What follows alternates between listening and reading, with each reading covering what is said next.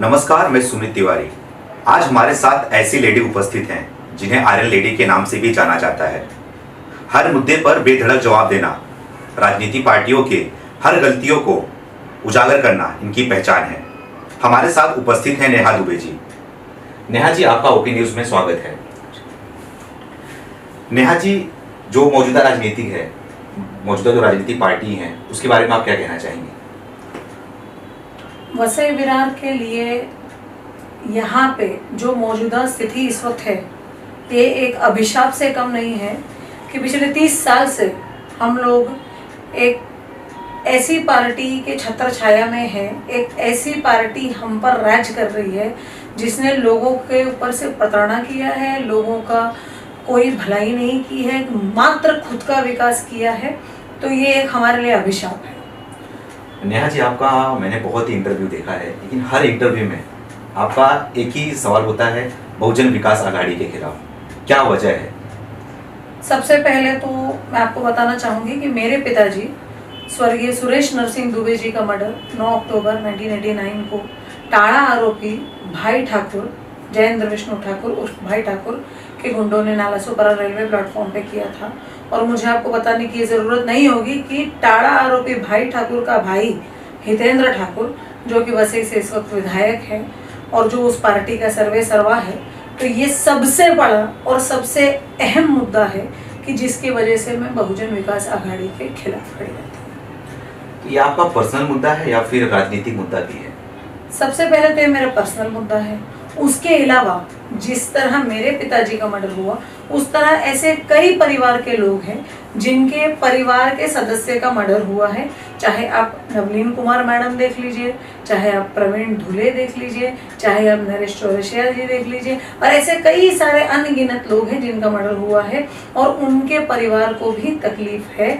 लेकिन क्या है कि सब नहीं आ पाते हैं। उसके अलावा ये तो हम लोगों का पर्सनल सेंटिमेंट हो गया, लेकिन अगर आप जनता के हिसाब से देखिए तो क्योंकि मैंने बताया कि टाड़ा आरोपी भाई ठाकुर का भाई हितेंद्र ठाकुर, जो कि वसई का विधायक है और वो 30 साल से सत्ता में है, तो 30 साल से सत्ता में होने के बावजूद लोगों को जो विकास उनको उन तक पहुंचने चाहिए थे वो नहीं पहुंच पाए।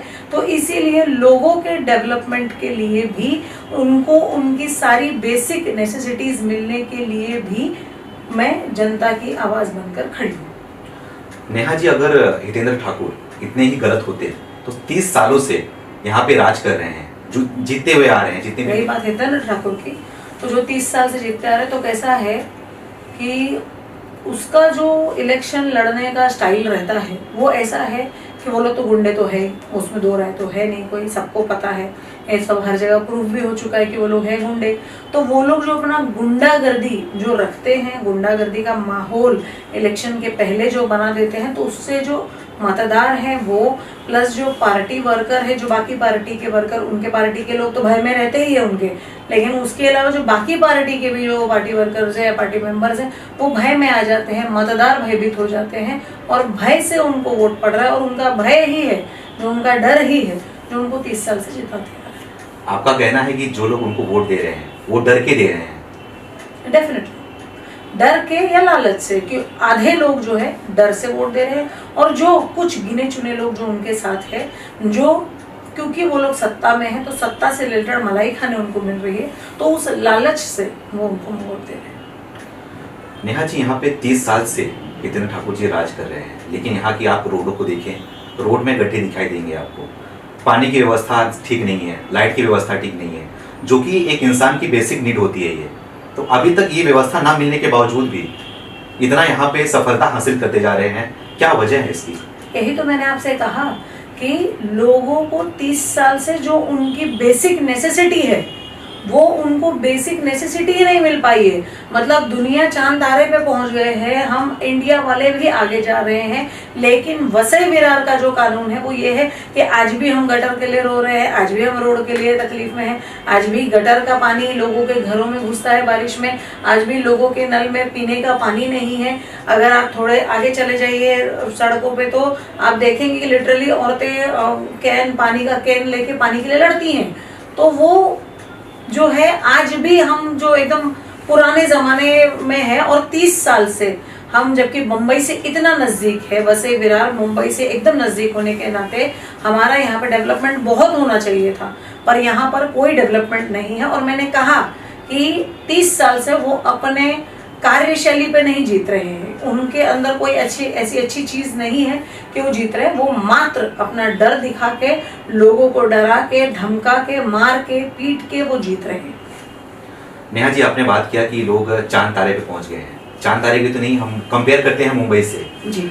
पालघर जिला मुंबई की कंपेयर में जमीन आसमान का फर्क है जी। तो इसके बारे में आप क्या नसीहत देना चाहेंगे कि उनको क्या करना चाहिए कि हम भी मुंबई से कंपेयर कर सके अपने आप को? सबसे जो आपने प्रश्न किया बहुत अच्छा प्रश्न है। हम बॉम्बे से एकदम नजदीक है। उसके अलावा जब हमारी महानगर पालिका बनी उसी वक्त आपने देखा होगा वाशी की भी जो पूरी महानगर पालिका, नवी मुंबई महानगर पालिका, वो भी उसी वक्त बनी। अगर आप कंपेयर करें तो नवी मुंबई में जितना डेवलपमेंट है उतना डेवलपमेंट हमारे पास नहीं, हमारा नहीं हो पाया, जबकि हम मुंबई से ज्यादा कनेक्टिव है क्योंकि वेस्टर्न रेलवे हमारे यहाँ पड़ता है तो हम ज्यादा नजदीक होते हैं मुंबई से, लेकिन हमारा डेवलपमेंट उतना नहीं हो पाया।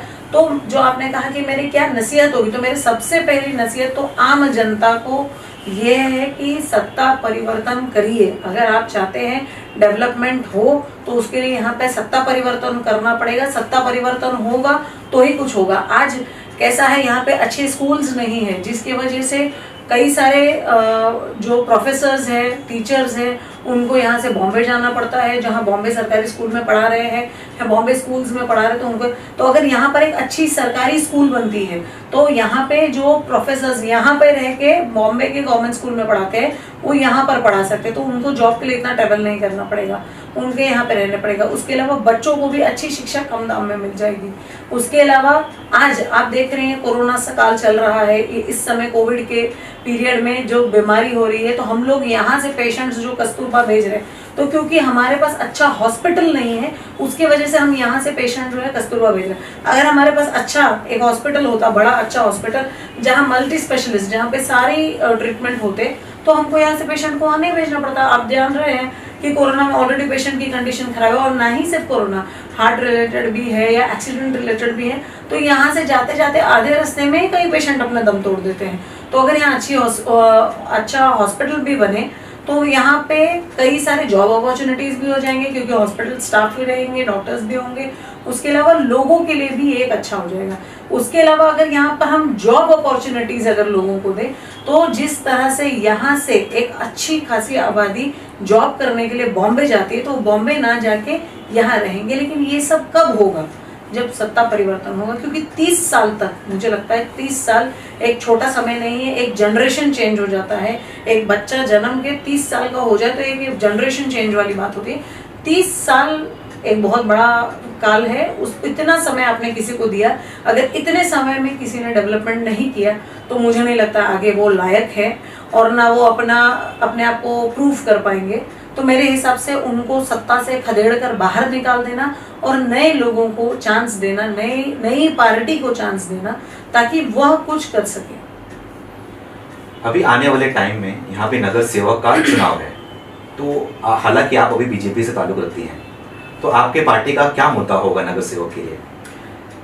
हमारी पार्टी हमेशा से विकास का मुद्दा लेकर ही आगे बढ़ी है, और हमारी पार्टी का मुद्दा विकास ही है, जनहित के लिए है, और जो भी कुछ आम जनता के हित में है हम उसके साथ हैं। नेहा जी, यहाँ पे तो जितने भी नगर सेवक हैं, सारे के सारे नगर सेवक बहुजन विकास अघाड़ी से हैं। यही नगर सेवक मुंबई साइड भी होते हैं, वहाँ पे आप काम को देखेंगे तो अच्छा काम वहाँ पे करते हैं नगर सेवक। लेकिन वही नगर सेवक यहाँ पे हैं जो काम नहीं करते हैं। वो बिजी कहाँ रहते हैं, करते क्या है? क्या अपना झोली भरते हैं, वो अपने लिए करते हैं या फिर जनता के लिए करने में बिजी रहते हैं? क्या करते हैं आप बताइए। सबसे पहली बात तो सारे नगर सेवक बहुजन के नहीं है, कुछ नगर सेवक शिवसेना और बाकी पार्टी कर भी है। नहीं, तुलना करें तो नहीं, सही बात है, आपका कहना सही है। लेकिन कैसा है, जो यहाँ के जितने भी आपने कहा बहुजन के नगर सेवक है, उनका कैसा, वो लोग खाली रिमोट कंट्रोल की तरह उनको इस्तेमाल किया जाता है। A to Z जितने नगर सेवक है, आप सारे नगर सेवक का, मैं आपके चैनल को इसके लिए इनवाइट करूंगी कि आप जाइए और सारे नगर सेवक का डिटेल निकालिए। लगभग सारे नगर सेवक की इलीगल कंस्ट्रक्शन में उनका हाथ है, इलीगल कंस्ट्रक्शन करते हैं। मैक्सिमम की तो ऑफिस ही आपको गटर पे और इलीगल उनका ऑफिस है। तो वो सब भी आपको मिलेगी, जो कि MRTP एक्ट के तहत वो लोग भी आरोपी उसमें बनते हैं अगर कानूनी प्रक्रिया से अगर आप जाए तो। और रही बात जितने नगर सेवक है सिर्फ मात्र अपनी झोली भरने में लगे, जिस तरह से आपने कहा वो अपनी सिर्फ झोली भर रहे हैं, उनको जनता से कुछ नहीं करना है। वो 5 साल में एक बार आते हैं, वोट मांगते हैं, जाते हैं। उसके अलावा जब जब विधानसभा लोकसभा इलेक्शन आता है तब भी वो अपने जो उनके पार्टी के सर्वे सर्वा है उनके लिए वो वोट मांगने आते हैं। बाकी उनको आम जनता से कोई लेना देना नहीं है। आम जनता त्रस्त है और नेता मस्त है। इस मुद्दे पर आपने कभी आवाज उठाया है? हमने 1000 बार आवाज उठाया है, कई बार आवाज उठाया, लेकिन कैसा है अब क्योंकि सत्ता में वो है तो वो गूंगे बहरे अंधे होके बैठे हैं, उनको कोई लेना देना नहीं है। उनको पता है हम जीत के आ गए, बाकी हमको आगे कुछ नहीं करना। लेकिन हम जो है कंटिन्यूस पत्र व्यवहार करके हम सबको इसके बारे में पत्र व्यवहार करते हैं और आगाह करते हैं। नेहा जी, अगर आपको मौका मिले जनता का सेवा करने के लिए तो वसई विरार में आप क्या परिवर्तन करना चाहेंगे? इस बार क्योंकि वसई विरार महानगर पालिका चुनाव अभी बिल्कुल आगे है तो हमारे काफ़ी सारे उम्मीदवार इस बार इलेक्शन में खड़े होने वाले हैं। और हमारा सबसे पहला मोटो हर बार जैसे मैंने कहा कि बेसिक नेसेसिटी पहले लोगों तक पहुंचाना है।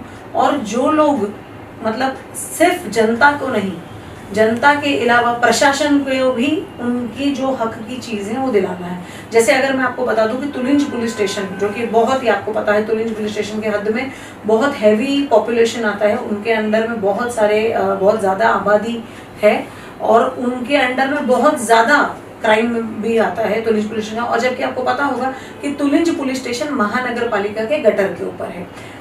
अब पुलिस भी एक सरकारी यंत्रणा है, महानगर पालिका भी एक सरकारी यंत्रणा है। 2015 में जब प्रकाश बिराजदार जी यहाँ के PI थे तो उस वक्त महानगर पालिका ने प्रकाश बिराजदार जी को MRTP के एक्ट तहत उनको नोटिस दिया था कि आपने अवैध निर्माण करके हमारे महानगर पालिका के गटर के ऊपर अपना तुलिंज पुलिस स्टेशन बनाया है। तो उन्होंने क्यों गटर के ऊपर बनाया है? क्योंकि उनको कोई जगह नहीं मिली। तो हमने प्रशासन से ये मांग की है, अभी मांग की है, आपको पता होगा जो हमारे कमिश्नर साहब जो है दाते साहब, उनको हमने रिक्वेस्ट लेटर किया है कि ठीक तुलिंज पुलिस स्टेशन के पीछे जो सर्वे नंबर 85 है वहाँ पर 45 गुंठा की सरकारी ज़मीन है, जो कि खुली खाली ज़मीन है और सरकारी ज़मीन है। वो आप उसका 7/12 देख सकते हैं, सरकारी ज़मीन है। तो मेरा सरकार से रिक्वेस्ट था कि एग्जैक्टली तुलिंज पुलिस स्टेशन के पीछे, आज तुलिंज पुलिस स्टेशन के पास लॉकअप भी नहीं है आरोपी को रखने के लिए, तो उधर वहाँ पीछे एक बिल्डिंग कंस्ट्रक्ट कर वहाँ पर तुलिंज पुलिस स्टेशन के ताबे में दिया जाए, ताकि तुलिंज पुलिस स्टेशन एक आज क्योंकि गटर के ऊपर है, गटर की सफाई भी करनी होती है तो महानगर पालिका के कर्मचारी तो पुलिस स्टेशन के अंदर आकर गटर की सफाई करते हैं। अगर आप देखेंगे जहाँ NC वगैरह लिखते हैं एग्जैक्टली उसके सामने वो मैनहोल है, उसका ढक्कन खोलकर वहाँ सफाई करते हैं। तो जो पुलिस कर्मचारी 24/7 हमारी सेवा में, जनता की सेवा में लगे हुए हैं, उनको उनकी जान को कितना धोखा है, कितनी गंदगी है, बीमारी होने की आशंका है, कंटिन्यूस वहाँ पे दुर्गंध आती रहती है, तो उनकी सेहत को भी तकलीफ है। उससे अच्छा हमारा रिक्वेस्ट था, आप पीछे एक अच्छा बिल्डिंग बना लीजिए, उस बिल्डिंग के अंदर एक अच्छे से आप तुलिंज पुलिस स्टेशन चलाइए, काफ़ी जगह होगी, गाड़ी वाड़ी भी खड़ी होगी। जिस तरह से समस्या हो जाती है क्योंकि पुलिस स्टेशन के बाहर इतनी गाड़ी खड़ी हो जाती है रोड पे, तो लोगों को ट्रैफिक की भी समस्या हो जाती है, वो समस्या से भी थोड़ी निजात मिल जाएगी। महानगर पालिका जो हर बार एक्सक्यूज देती है नाला सफाई नहीं हो पाया, इसीलिए बारिश में पानी भर जाता है, तो उनका वो एक्सक्यूज भी हट जाएगा क्योंकि नाला सफाई भी ठीक से हो जाएगी। तो एक हमारा प्रशासन के लिए भी हमको ये करना है, आम जनता के लिए भी करना। तो हमारा थॉट ये है कि अगर हम आए तो जो काम एक विधायक का होता है, जो काम एक नगर सेवक का होता है, वो सारा काम हम करें। क्योंकि जो अभी हैं वो तो आंख बंद करके सोए हैं, अभी के जो प्रेजेंट विधायक है उनको पड़ी ही नहीं है, 30 साल से तो आंख बंद करके सोए हैं या कहीं बैठे हैं, आपको पता है, तो उनको तो कोई लेना देना नहीं है आम जनता से। तो हमारा थॉट ये है कि जो एक विधायक का और एक नगर सेवक का काम है हम वो करें, आम जनता तक उनकी सारी सुविधाएं पहुंचाए, और जो भी सरकारी यंत्रणा हमारी सेवा में, जनता की सेवा में लगी है, उनको भी अच्छे से उनकी सिस्टम दे, उनको अच्छे से बैठने का स्थान दे, उनको अच्छे से रहने की जगह दे। तो ये हमारा सब है। नेहा जी, आप युवा नेता हैं, आप विरार वसई में युवाओं में काफ़ी, आप युवाओं के बीच में काफ़ी बहुत फेमस है आप जी। तो आप बेधड़क जवाब देती हैं, निडर नेता में आपकी पहचान है। तो इतनी ताकत आपको कहाँ से आती है? मेरे पिताजी का आशीर्वाद मेरे साथ है और माँ जगदम्बा का आशीर्वाद है। नेहा जी, आने वाले चुनाव में क्या फिर से सीटी बजेगी या फिर कमल खिलेगा? कमल तो डेफिनेटली खिलेगा और सीटी तो फूटेगी, ये एक है। क्योंकि जनता, देखिए अब जनता त्रस्त हो गई है इनसे, जनता इनसे परेशान हो गई है। क्या है, बहुत डर के आप कब तक पाएंगे सब कुछ, एक डर की सीमा होती है। अब डर की सीमा जो है खत्म हो रही है और जनता जो है जान रही है क्या हो रहा है क्या नहीं हो रहा है। आज सबको पता है कि हमको अच्छा हुआ, ये मतलब अच्छा तो नहीं कहेंगे लेकिन ठीक है, ये लॉकडाउन हुआ तो लोगों को समझा कि हमारे यहाँ क्या सुविधा है और क्या असुविधा है। लोग जब इस कोरोना काल में जब बीमार पड़े तो लोगों को पता चला कि हाँ हकीकत में हमारे यहाँ पर कोई हॉस्पिटल नहीं है, हाँ हमारे यहाँ पर कोई सिस्टम नहीं है। लोगों को सारी समस्या फेस करनी पड़ी और इनकी इस जो समस्या थी इस वक्त कोई नहीं था।